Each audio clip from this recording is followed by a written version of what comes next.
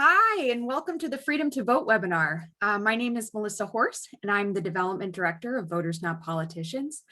As people enter the webinar and get settled in, I invite you to take our poll, which I believe will be launching shortly. We are curious about what methods folks in the audience used to vote in November of 2020. And again, this is a completely optional and anonymous poll. First things first, I would like to thank our co-host, Promote the Vote, and we're delighted that Sharon Dolente could join the panel this evening. I would also like to thank our event sponsors. The Voting Rights Lab is our title sponsor, and for folks who are interested in taking a look at anti-voter legislation across the country, the Voting Rights Lab has a phenomenal state voting rights tracker on their website. We also have the Brennan Center as our panel sponsor, and it's been a tremendous partner to work with over the years. And we're excited to have Eliza on the panel this evening. So a few housekeeping items before we begin. We are recording the event. If you have any questions, please submit them in the Q&A. We will get to as many as we can in the time allotted after our panelists give their remarks. Lastly, we welcome your feedback to make events like this even better. You'll find the event survey link in the chat at the end. So without further ado, I'd like to introduce Nancy Wang, the Executive Director of VMP and our event moderator for this evening. Nancy?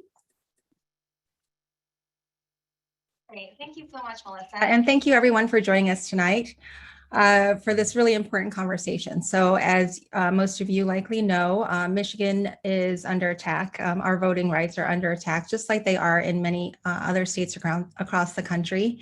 Senate Republicans have introduced a package of 39 bills that, if passed, will make it harder for voters to vote in our state. The difference in Michigan, however, is that 67% of Michigan voters just passed a constitutional amendment in 2018 that established the freedoms these bills seek to burden.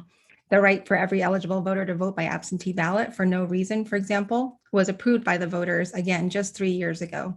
Yet many of the bills being pushed by politicians now would impose new restrictions, like not allowing the Secretary of State to post a link that would allow voters to access an absentee ballot application online, or requiring voters to include a copy of their photo ID with their application for an AV ballot. These would make it much more difficult for voters to exercise their right, again, their constitutional right to vote by absentee ballot. So these are going directly against the will of the people. The politicians who are pushing these bills say they're necessary for election security. So we've asked our panelists here tonight to talk about the security of our elections, how these bills would impact our voting rights, and how these developments in Michigan fit within the larger landscape of what we're seeing across the country. Our panelists tonight are Secretary of State Jocelyn Benson, Eliza Sweren-Becker from the Brennan Center, and Sharon Dolente from Promote the Vote. Each of them will start with their remarks, and then we'll have a brief Q&A, as Melissa alluded to. I'd like to start with Eliza Sweren-Becker. She is from the Brennan Center, and she serves as counsel in the Voting Rights and Elections Program, where she litigates voting rights cases, counsels lawmakers and administrators on voting legislation and policy, and she researches voting law trends and comments on voting issues in a variety of media outlets. Prior to joining the Brennan Center, Eliza was a litigation associate in private practice. Eliza previously served as a Ford Foundation Fellow in the ACLU's Speech, Privacy, and Technology Project, and as a law clerk in Federal District Court in California. Hi, Eliza. Welcome. Thank you so much for joining us. Thanks so much for having me, and it's a pleasure to be here with all of you via Zoom. Sorry to continue to not be in person with folks, but I think this is a pretty good substitute. As Nancy mentioned, I'm counsel in the Brennan Center for Justice. We are a nonpartisan law and public policy institute that seeks to improve our systems of democracy and justice.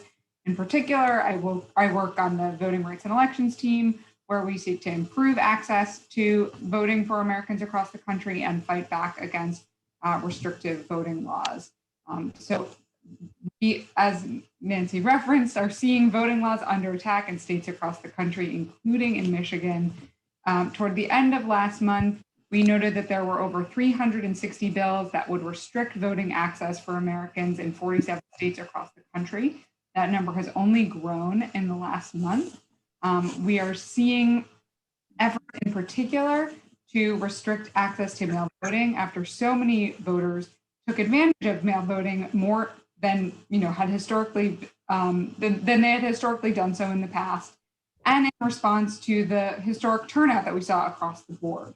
We're also seeing efforts to impose stricter voter ID laws, to make it easier to purge voters based on faulty data, to make voter registration harder, to criminalize the acts of election officials and voters, and to make it easier to roll back common sense restrictions on poll watchers that would enable or make it easier for voter intimidation to happen at places like polling places or other voting locations. Happy to continue, Nancy, but I see that the secretary is here, so I wanted to give her an opportunity to jump in. Great, thank you so much, Eliza. And welcome to our Secretary of State, Jocelyn Benson. Secretary of State Benson is Michigan's top elections official. She's played a critical role in the past 3 years for ensuring our elections are secure and accessible. Before taking office, Secretary Benson was a leading expert on voting rights, election law, and the democratic process. She authored State Secretaries of State, Guardians of the Democratic Process, the first major book on the role of the Secretary of State in enforcing election and campaign finance laws. A graduate of Harvard Law School, Benson serves as the Dean of Wayne State University Law School in Detroit. She was appointed at the age of 36, the youngest woman in US history to lead a top 100 accredited law school. And in recognition of all of her achievements in Michigan and beyond, in 2015, she became one of the youngest women ever to be inducted into the Michigan Women's Hall of Fame. And of course, since 2015, she's only risen in the role she has played, again, in making sure that our elections are safe, secure, and accessible to all. So welcome, Secretary of State Benson, and thank you so much for joining us. Oh, thank you for having me. And thank you all for all the work you're doing every day to ensure that we continue the successes of the past several years in expanding democracy for all of our citizens. And conversations like these are so important because they help us come together and recognize the work that brought us to this point and the work ahead of us that's really required to make sure we continue to stay out in front of protecting the vote and ensuring every voice is heard. And truly, this is a really unique moment for our democracy, both here in Michigan and nationwide. We've seen and we've overcome tremendous challenges over the past several years, and tremendous challenges lie ahead. But I'm confident, just as at every step of the way our democracy has prevailed thus far, it will continue to prevail, but it doesn't require every single one of us to stay vigilant and engaged in making sure that it does. So first, let's start by talking about the 2020 general election. It was the most successful and secure election in our history, not the least of which because of the many voters, a lot of you here today, who came together in 2018 and amended our state constitution to expand access to the vote to citizens all throughout our state, ensuring that if citizens want to register to vote on election day, they have a right to do so. If citizens want to vote from home or vote absentee, they have a right to do so.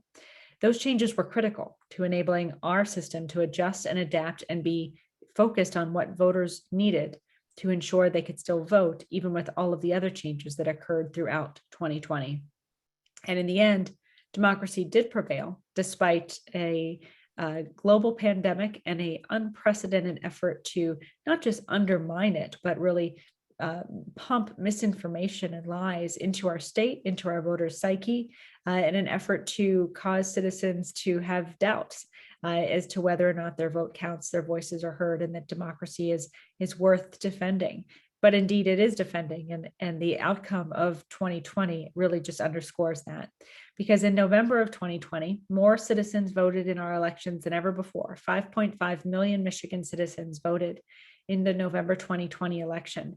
And that came on the heels of what is, frankly, even more remarkable to me, which was that in our August primary, 2.5 million citizens voted. That's more people than had ever voted in an August primary in recent history. And oftentimes you see high turnout in August primaries where there's a contested gubernatorial nomination at stake or a Senate nomination. We didn't have that in August. There were no statewide contested races, yet we saw record turnout. And that really is a reflection of the rules of the game expanding to engage more citizens in the process. We saw tens of thousands of young people register to vote on election day itself, both in August and in November. And this gave me a lot of hope and encouragement as a election policy person who spent my whole career in this field, that it is true that if you educate voters about their rights, help them be engaged and informed, and if you make the process one that's open and accessible to all, people will vote. It's not necessarily dependent on flashy candidates or contested races. Although, of course, you could argue both in November, where again, more people voted than ever before.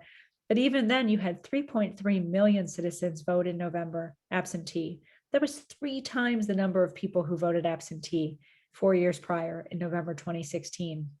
And what is also remarkable about all that is not just that voters demanded the opportunity to vote and took advantage of all these new rights in record-breaking numbers, but that we had built an infrastructure to ensure that when those voters chose to vote the way they did, we were ready. We were ready with applications on how to vote absentee that were delivered to every registered voter in the state. We helped clerks get more machines and help recruit over 30,000 poll workers to ensure that the infrastructure was ready and the personnel was there to provide opportunities for people to vote absentee or in person. And after the fact, we worked overtime across the state to tabulate all of those absentee ballots, and were able to deliver results, unofficial results, to the nation, whose eyes were on Michigan by 9 p.m. the day after Election Day, even though all of our predictive models indicated it would take twice as long to count the ballots. We did it in 40 hours total instead of 80. And because of that, we were able to really demonstrate to the country that with good, solid election protection in place, and with good people on both sides of the aisle protecting the vote, you can indeed ensure that democracy works for everyone. And I'll just close by saying 2 things. One of the really encouraging things that we saw coming out of the 2020 election was, in my view, the fact that access to the vote was not tilted one way or the other. We saw people on both sides of the aisle embrace these new rights and their opportunity to have their voices heard. That's a good thing because it ensures robust and collaborative efforts are really what voters want from our leaders. And I hope that is really what our elected officials will hear and respond to in the months ahead. The second thing I want to close with is just also saying, note that we had great success, but the work is in some ways just beginning.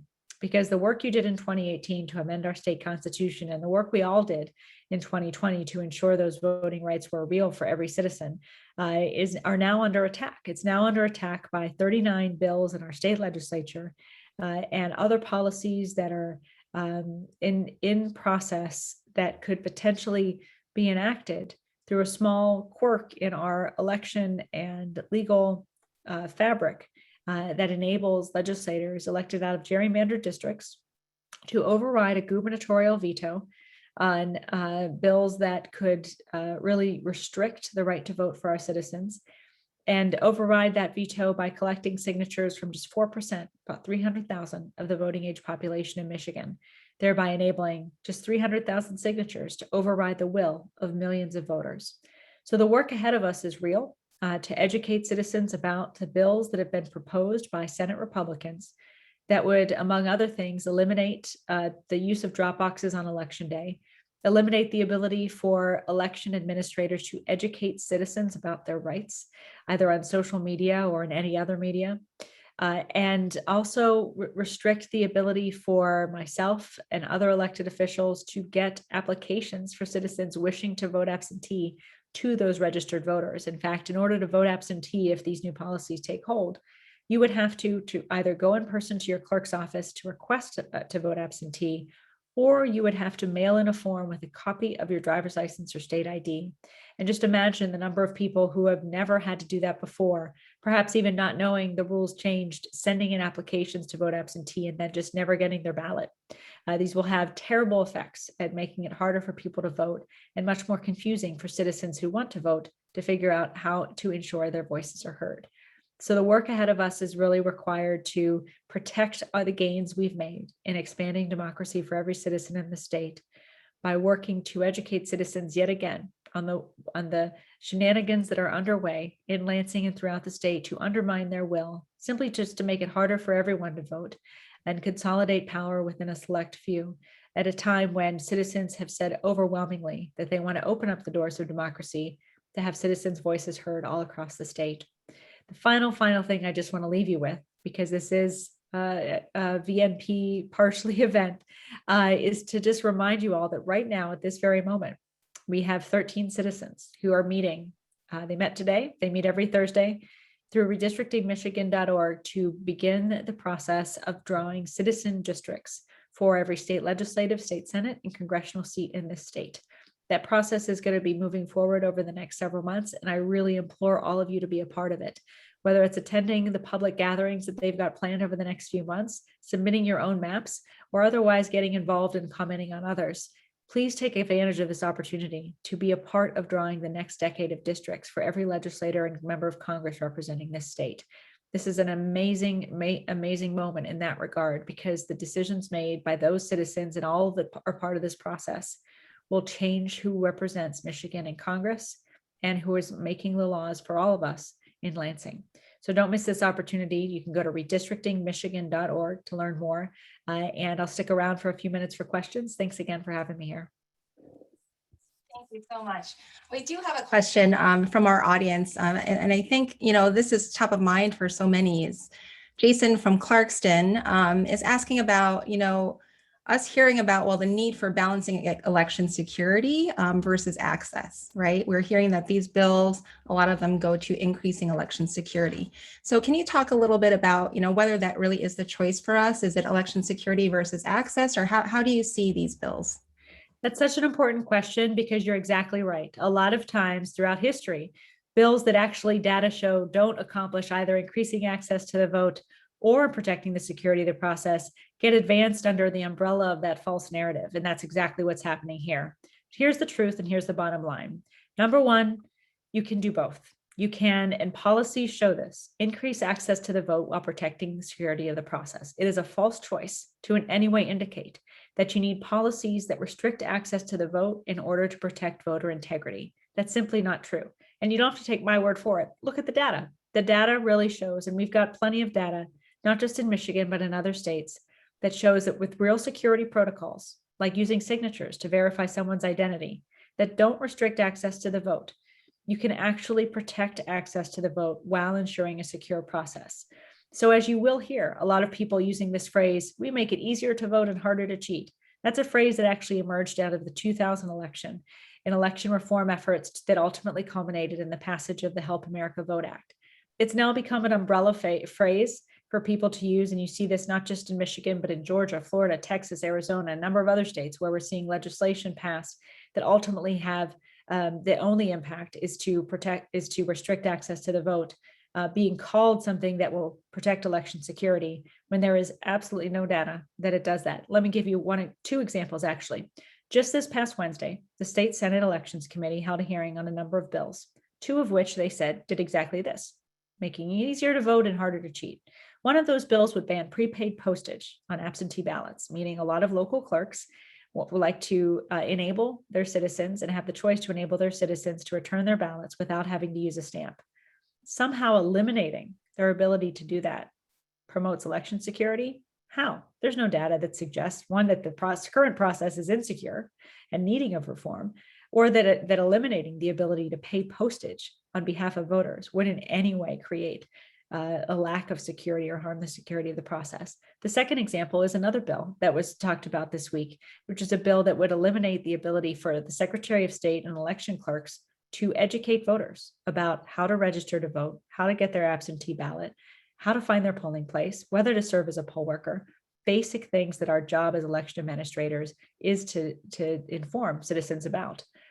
There's no way, even though, again, the argument is this will increase election security, that policy does anything but actually allow misinformation to reach our voters without the most trusted, reliable voices to counter that misinformation. Our election administrators empowered to do just that.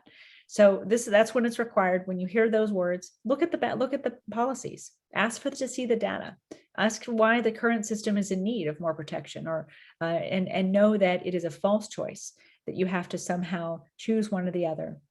And there's election policies all across the country with plenty of data to show you can actually truly increase access to the vote and protect the security of the process. And that's why last year we had one of the most high turnout elections in modern history in Michigan, as well as one of the most secure. Thank you so much, Secretary Benson, for everything that you do every day, and to protecting voting rights here in Michigan. And for today, framing so well for us the successes that we're building on, but then also kind of, the struggles that we're facing right now. So, and what's at stake. My pleasure. Thanks for having me. And I want to leave you all with just this one knowledge and one clear thing, that we know the only reason we have these protections now are because you all work for them. To promote the vote effort, Voters Not Politicians effort, you made our democracy more accessible for everyone. You promoted policies that ensured its security. And that is the antidote to all of this, all of the efforts to try to silence your voices. Know that nothing can really silence the voices of our people in a democracy if we are determined to protect that access. So double down, stay engaged. We've got a lot of work ahead of us, but know that you've already demonstrated that you are the greatest advantage of protecting democracy in the state, the people on the side of of protecting the voices. And as long as you stay engaged and keep working to protect those voices, we'll be successful. So thanks. Thank you. And with that, I can think of no better segue than that for me to introduce Sharon Dolente, who is a senior advisor for Promote the Vote. She's an expert on voting and elections with 15 years of experience. And as the voting rights strategist for ACLU, she led the campaign to pass Proposal 3 in 2018, which transformed access to the ballot in Michigan. She played a key role in protecting voters by managing the largest nonpartisan election protection program Michigan has ever had in 2020, and concentrating especially on expanding the electorate and eliminating disparities in civic participation. So thank you so much for joining us, Sharon. I wonder if we could take a second, Melissa, and see if we have results from that initial poll, and if we had an idea for how our audience members voted in 2020. I have some guesses. I bet a lot of them voted absentee. Actually, we're just going to need a moment. We had a little failure to launch, which is what happens when you're doing live remote virtual events. So if all folks could just maybe take a minute, and again, this is an anonymous poll. We'd love to hear how folks, what method you all chose to vote in the 2020 elections. Great, thanks, Melissa. Well, Sharon, as you know, the expert in our elections in 2018 and 2020, having seen the data of how Michigan voters turned out and how they did choose to vote, how would you, what would you expect to see in these polling results? Yeah, I mean, I think as Secretary Benson pointed out, not only did we have extraordinary turnout, right, in November 2020, but we also did in August 2020, and the actual truth, and I know she would say this as well. Every election since the passage of Proposal 3 has seen an increase in turnout, right? Because the smaller elections are really important as much as the bigger elections. And so what we've seen is that Proposal 3 is increasing participation at every level of our democracy. We have an election coming up next week. I was talking to some clerks who are seeing record number of absentee ballots being requested in their communities. So it's kind of the gift that keeps on giving. So if I can, I want to speak to one thing. I think, I think one of the things to really understand is to remember, the legislature's role in getting us to where we are today, as we also evaluate what the legislature is doing right now. I want to remind folks, I want to go back for a second and remember back in 2017, Michigan and Mississippi were the only two states in this entire country that had done nothing to expand access to the ballot in the previous decades. Michigan was stagnating. Republicans and Democrats had tried to make proposals to advance common sense reforms, and they had gone nowhere in our Michigan legislature. And I think, it's really critical for us to keep that in mind as we confront the situation that we're dealing with right now. Proposal 3 was born out of inaction and failure by the Michigan legislature to advance the policies that the people of Michigan want. The people of Michigan supported Promote the Vote, which said, let's have a voting system that works for all of us. And guess what? They all supported it. 80 of 83 Michigan counties supported that.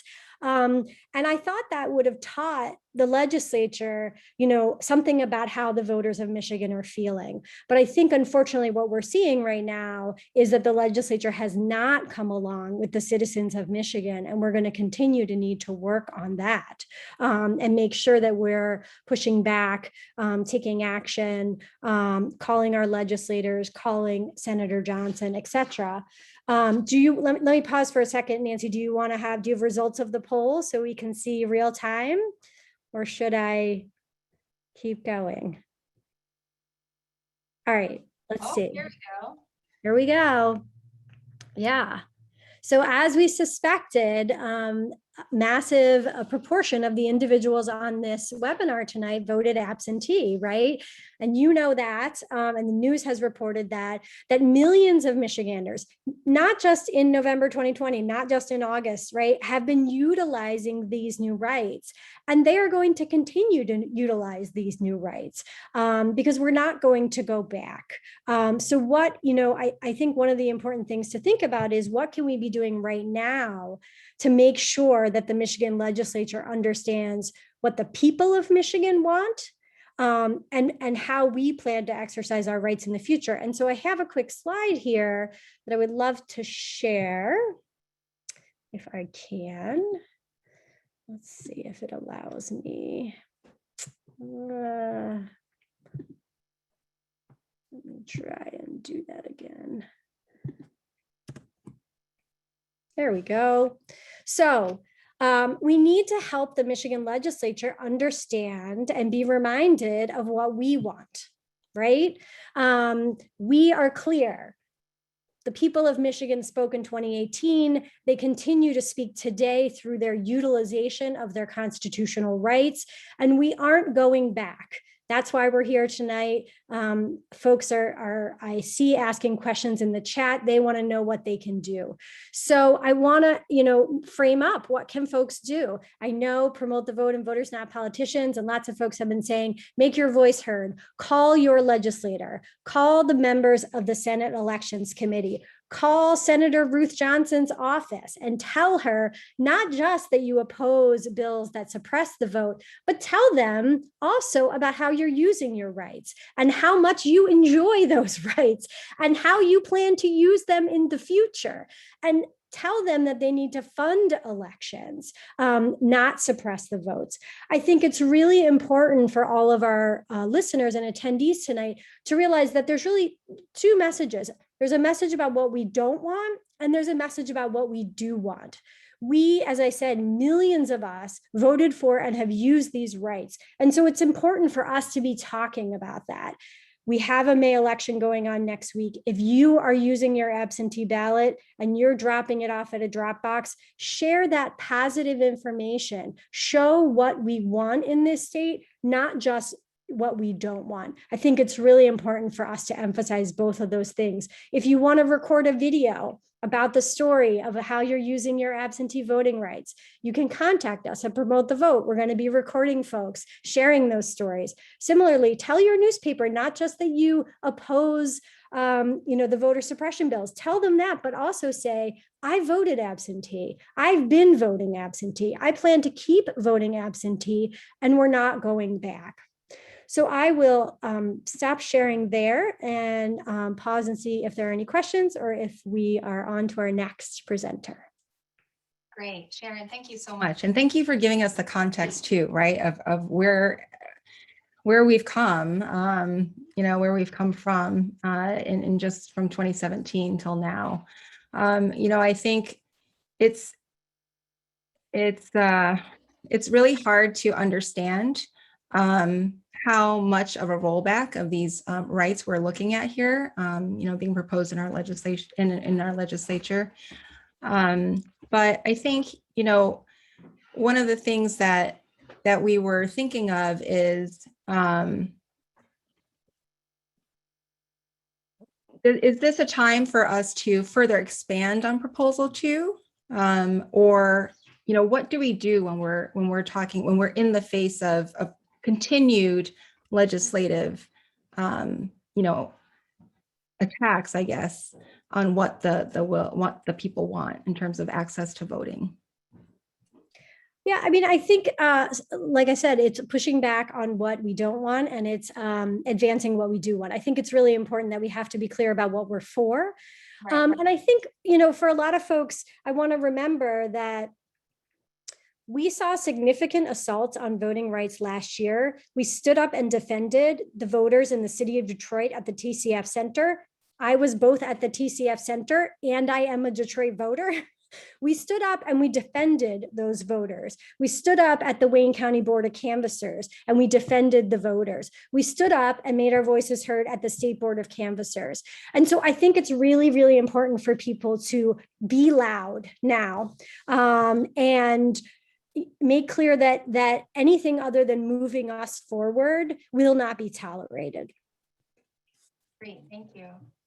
And Eliza, and we're interested in hearing about the We the People Act, and whether anything that's going on at the federal level would help kind of fight back against our current efforts here in the state legislature in Michigan and then other states as well.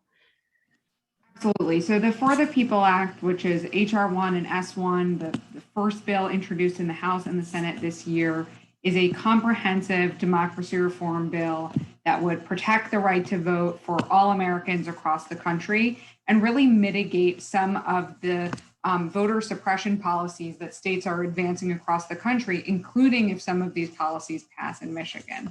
So, for example, the For the People Act would implement online voter registration, automatic voter registration, no excuse absentee voting for everyone in America, including affirmatively sending a ballot. So that would mitigate the requirements that Secretary Benson was talking about that are advancing through the legislature in Michigan. The bill would put in place 2 weeks of early voting. The bill would change the way, or not prohibit voter ID laws from being in place, but require that if a state does have voter ID, that they have to allow somebody to attest that they are who they say they are, and then can submit an affidavit and vote, which is again something that would push back on one of the policies that's being advanced in Michigan now. There's a policy that would prohibit a witness signature on absentee ballots. There are policies that would restrain or put guardrails on how voter roll purges can happen, that would increase protections against voter intimidation and deceptive practices.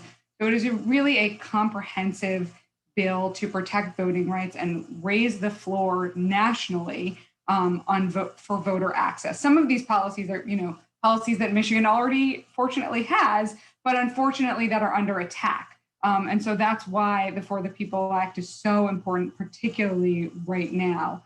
The bill also includes, in addition to all of the election reform provisions, and I didn't mention all of them because it's quite a long bill, provisions that would reform redistricting, reform money in politics, and ethics provisions as well. So it's really sort of a complete approach to fixing what is broken in our democracy and improving upon what works, because we know that policies like early voting, no excuse mail voting, automatic voter registration, they work really well because lots of states already use them. We've seen them in practice, and they work in red and blue states. These are policies that have been adopted in many, many states across the country, and they're policies that are extremely popular. Voters like convenience. They like to be able to vote by mail, vote from home. They like to be able to vote early and not have to show up in restricted hours on election day when they have work obligations, childcare obligations, other things that make it hard for them to get to the polls on election day.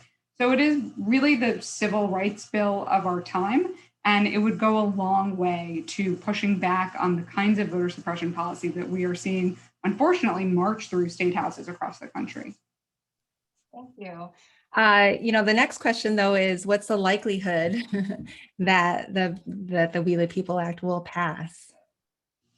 Well, I'm not going to pretend that it's not a fight. It's certainly a fight to get the For the People Act passed through the Senate. It has already passed through the House, and there's lots of talk about filibuster reform. But I think the important thing to speak to your senators about, to speak to other voters and citizens about, is the need to protect the right to vote, to protect the freedom to vote. Because ultimately the filibuster is just a parliamentary rule. What senators need to hear about is the sincere and I think really deep and profound desire of Americans to protect the right to vote, to make sure that all Americans have equal access to that right. And that sort of the momentum and the enthusiasm that the voters and constituents can express to their senators is essential. So I think it is going to be a fight. I won't pretend that it will be easy. I think it's a fight that's absolutely worth having. We need to be pushing forward this democracy reform bill because of all of the efforts to restrict voting access that we're seeing across the country. The urgency has never been greater. So it is essential that we keep pushing forward, keep the momentum going, and let our senators know that voting rights matter to all of us. Great. Okay, great. Thank you. And I think, Sharon, to your point of, and I think Eliza's just now yours as well, of us needing to make our voices heard and, needing to kind of educate ourselves on what these bills are and what's happening and where they are in the progression and how we can kind of step up. Where Sharon, can someone look? This is from Kathy J. of Lake Odessa in our audience tonight. Where should we look to find, information about the Senate bills that are currently, that have been introduced by Senate Republicans? That's a great question. I did see someone ask that. So a couple different places. The Detroit Free Press has an excellent reporter named Clara Hendrickson, who's been doing a lot of fact checking, actually last year and this year. And she did a really comprehensive analysis of the bill. So that's one place. Again, make sure that you're using a trusted media source, right? Bridge Magazine is another one, and make sure that you're reading the actual news, perhaps not the editorials. The second source is, I know that Secretary of State Benson actually put out a summary of each and every bill on her website. One of the things that's really great about it is that it takes a very large package, a 39 bill package, and I think provides responses in 2 to 3 pages. It provides a summary in 2 to 3 pages. So that is a second resource.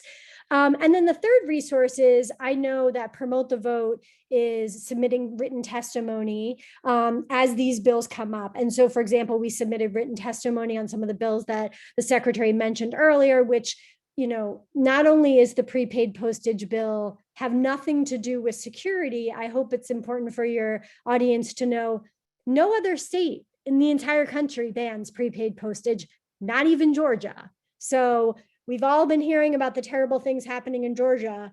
Georgia didn't ban prepaid postage because it's insane to do so and makes no sense and is actually counterproductive. So I know that Promote the Vote is going to be posting our analysis of the bills and our feedback and comments for those who are looking at that on our website. So those are some of the resources I know, but perhaps there are others that my other panelists know about as well. No, I think those are great sources. And then Eliza, the counterpart to that on the federal side, where can some of our audience members look for kind of, a nice summary of what's in the We the People Act. And then, if we'd like to kind of follow along on its progress, where can we look for that as well? So the Brennan Center has some great resources on the For the People Act and the John Lewis Voting Rights Advancement Act. We have an annotated guide to the For the People Act that goes section by section and explains in plain English what each provision does. And I can put a link to that in the chat, and I can share that with you to distribute as is helpful. I also wanted to mention the John Lewis Voting Rights Advancement Act because it's a second federal bill that is, again, part of this civil rights package that would protect the right to vote and the right to vote free from racial discrimination at the polling place. So in 2013, the Supreme Court gutted a key provision of the Voting Rights Act, and the Voting Rights Advancement Act would restore that provision and strengthen other parts of the Voting Rights Act to make sure that people can vote free from racial discrimination, they are protected from intimidation, and that if racial discrimination does occur, that there are tools to push back in courts or otherwise. And both the For the People Act and the John Lewis Voting Rights Advancement Act are going to be before Congress this year. The For the People Act, again, has already passed the House. The John Lewis Voting Rights Advancement Act is going to get introduced in the House just a little bit later in early this summer. So those are two important federal bills to look out for and to be calling your representatives and your senators and asking for their support. But there's some terrific resources at the Brennan Center that can help you both follow along with the quite long For the People Act. I grant you that it is not a short and sweet bill, but it does a lot of, it would implement many amazing policy changes. So I'll drop that in the chat and hope that's useful to folks. Great, thank you so much. And Judy F in our audience also points out that the League of Women Voters of Michigan also has great resources on their web pages about the 39 bills that have been introduced in Michigan. Let's see, I'm reading through some of these audience questions here, and this actually comes up quite a bit. This is for you, Sharon, and I think the idea is kind of like getting to the disconnect, right? The conflict between what we already have through Proposal 3 and some of these bills that now we're seeing in the legislature. So this one specific example is, how do things like the requirement that you include a copy of your photo ID with your absentee ballot application, how does that work with the permanent absentee voter list? Right? Yeah, so I'm seeing, and I'm also seeing, Nancy, a number of questions about what will be the interplay and what will be potential resolutions if some of these things that are undermining Proposal 3 are passed. So perhaps it's important, especially with many lawyers on the panel today, there will be lawsuits. Promote the Vote and a long string of others will do everything and more to protect the constitutional amendment of Proposal 3. So you can be sure of that. And some of these provisions, I've seen some of your folks asking, can they just pass a law that infringes or restricts a constitutional amendment? No, I think many of your readers know a constitutional amendment takes priority over a law. And if a law is passed that infringes on the rights of Proposal 3, it will be brought to court. And I think that our Michigan courts have become more favorable with the election of one new justice last year. And I think that court will recognize infringements on Proposal 3 when they see them. So yes, it will be defended at all costs. And I think anything that isn't an infringement will be struck down by the courts. There was a question about the permanent absentee voter list. Currently, those remain in existence. And there aren't, as I can remember right now, there is not a bill that would eliminate the permanent absentee voter list. But as you said, there's this very nefarious bill that will impose not only an identification requirement, but a printer ownership requirement. And you have to put your ID in the mail where someone could, steal it and get your identification. So I think without question, the bill that imposes a printer requirement, an ID requirement, and a security risk on you is the most negatively impactful bill in this package. Why? Because 7 million plus registered voters currently have a constitutional right to vote by absentee ballot through the mail.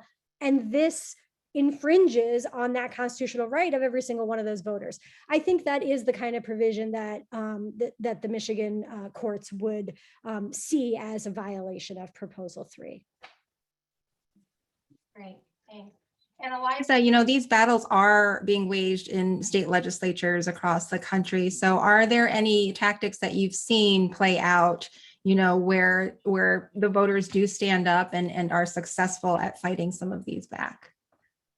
Well, absolutely. I think that advocates have been successful in mitigating some of the most harmful provisions that have been introduced. For example, the omnibus voter suppression bill that was enacted in Georgia was a sort of amalgamation of lots of proposals, but ultimately it excluded some of the most restrictive proposals that had been introduced in the Georgia legislature. That's not to say that the Georgia bill that ultimately got signed was good, but some of those proposals were much worse. And I think that the forcefulness of the advocates there and their ability to start getting corporations engaged in the conversation made a difference ultimately in what got enacted. And we're seeing that strategy at play now in Arizona and Texas. Many of the bills that were introduced in Arizona that were sort of the most outrageous and most restrictive have already died. Advocates in Arizona have been, fiercely pushing back on a bill that would make it easier to have voters removed from their permanent early voting list, for example, and have successfully delayed passage, at least up till now, of that bill. So advocates are having an effect when they are making their voices heard and when they are bringing a very broad coalition of voices to the table, including, again, corporations who are speaking up about the right to vote and against these efforts to restrict voting access. And I think what you're seeing is after last year, when so many of these corporations made statements in support of racial justice, now their customers, their constituents are saying, okay, well, put your money where your mouth is, because voting rights is a racial justice issue. These restrictions on voting access are going to have a disproportionate burden on voters of color. And many, many corporations are really stepping up to the plate and making their voices heard in opposition to these bills. So I think organizers on the ground are doing a tremendous job in mobilizing constituents, in mobilizing corporations, in bringing sort of a big tent approach to the advocacy to show that Americans across the country don't want state legislators to infringe on their right to vote. great, thank you. And, so it's a good sign, I think, in Michigan that we do have a big coalition of groups, that are, mobilizing in all these different ways. I think to Sharon's point, we are making our voices heard, right? Like in this audience is a lot of Promote the Vote and, VMP members and supporters, and we have been making a lot of calls. I think by our count, VMP volunteers have made something like 1,800 calls to their legislators already. And I want to underscore what Sharon's saying is that these are being heard, right? They do make a difference. Other things also are so important in fighting back against these, including the corporate pressure. And I think, we've seen NAACP here in Michigan really take the lead and make a lot of progress and learning from the Georgia experience, I think. I'd be remiss not to, kind of acknowledge that in our Q&A, in our chat, there's a lot of mention of, ballot initiatives and why isn't this just the time that we should just, put our armies back to work and put an offensive ballot initiative on the ballot. There's a lot of things to work through there, and this is not, this is not the time, to kind of go into detail and all that. But I just wanted to, acknowledge for our audience that, yeah, this is going to be likely a long fight, right? And things are happening. We are all, paying very close attention. Obviously, we know what's at stake. Right now, we're in the legislative phase. And so I think it is imperative. And, the thing that we all should be doing, which again, I think there's evidence of that we are doing this, is making our voices heard, like, getting the attention of the media, the state media, the national media, which we really are doing to kind of bring attention to what's happening.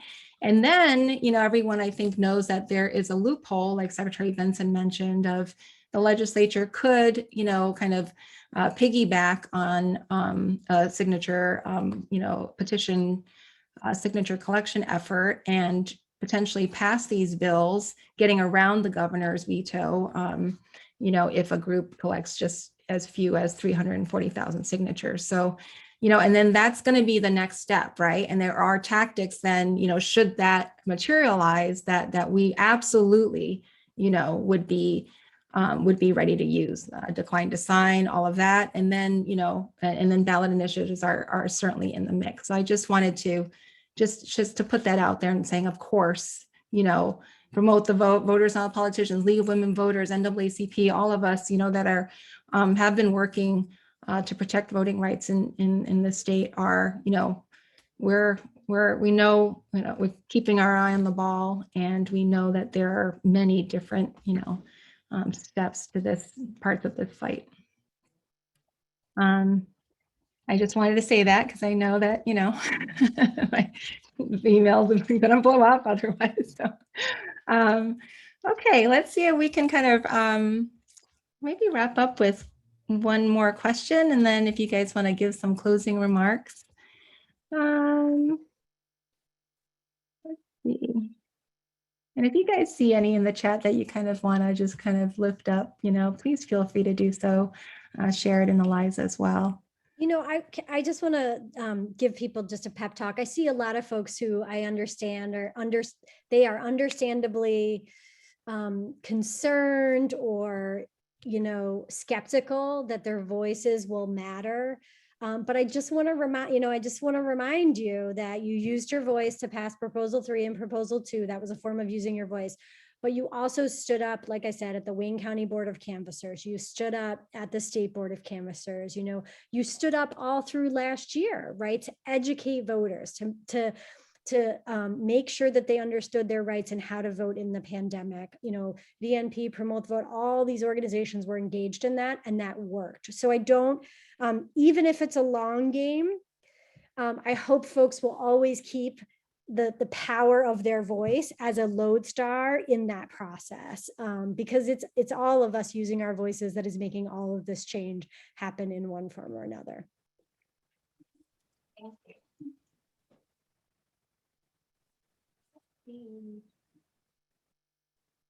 Well, this is an interesting one. So I'm just to go to either of you. Actually, couldn't some of these things, the burdens that we're putting on voting, right, requiring postage. So, prohibiting clerks from offering prepaid postage. So requiring voters to pay postage or get a printer, that kind of thing. Couldn't those be considered a poll tax? Certainly, some kinds of burdens on the right to vote would be considered unconstitutional if it becomes an undue burden on the right to vote. There were, I think, quite a number of lawsuits last year that were challenging the failure to provide prepaid postage as a poll tax that violates the 24th Amendment, which the 24th Amendment bars the requirement to pay a poll tax or any other tax in order to vote. So it doesn't have to be something that you pay at the polls, for example. My understanding is that that claim in those lawsuits wasn't particularly successful, which isn't to say that it couldn't be successful. But I think one of the things that all of us in the voting rights community really have to internalize is that the federal courts aren't going to save us here. And that the first thing we need to do is do our best to stop these policies from getting enacted. Of course, in addition to federal law, there's state law and the state constitution. And, all of you have made changes to the Michigan state constitution for the better to protect voting rights. So there are often more protections of voting rights in state constitutions, and we're starting to see some of this litigation actually take place more in state court than in federal court.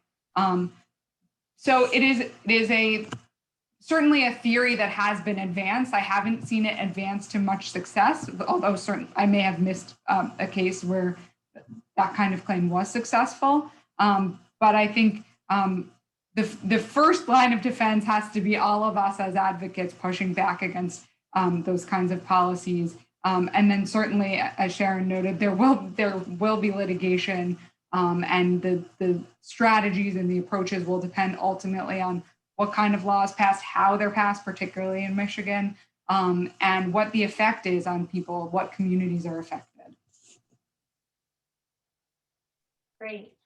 Actually, This is a good time if you guys want to, provide some closing remarks. I really thank both of you so much, and Secretary Benson, for joining us tonight and for this really great discussion. I think there's so many. The timing is perfect for this, right? We've just seen these bills drop. There's a lot of things that are kind of happening every single day, and it's great for us to kind of be able to group like this and figure out what our next steps can be, as citizen activists. So thank you very, very much for joining us tonight.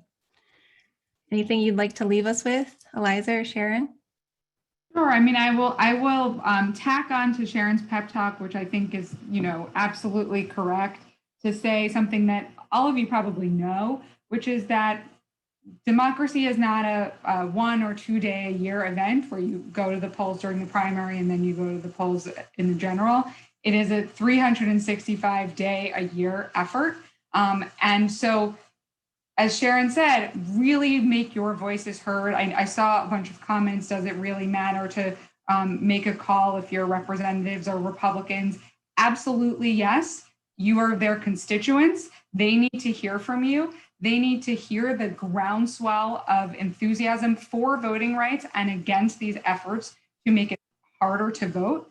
And it's worth making those calls. It's worth writing those letters, and then asking your friends and family to do the same, telling them what's going on, making sure they know what's happening in their state house, and asking them to get involved too and make those calls and send those emails. So I'm grateful to all of you for being here. Obviously, your commitment to engaging with democracy goes beyond the voting booth because you're here today. So I just encourage you to keep that up. I think Eliza gave a great final pep talk there. They will listen to some degree.